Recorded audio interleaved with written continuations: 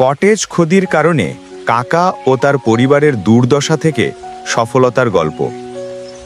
গ্রামের এক কোণে কাকা থাকত তার ছোট পরিবার নিয়ে। সংসার চলত খুব কষ্টে। কাকুর চাকরি ছিল না, ঘরে খাবারও কখনো কখনো কম পড়ে যেত। তবুও কাকা সব সময় বলতো, হাল ছাড়লে কেউ জিততে পারে না। একদিন কাকা সিদ্ধান্ত নিলেন যে তিনি নিজের হাতে কিছু করবেন।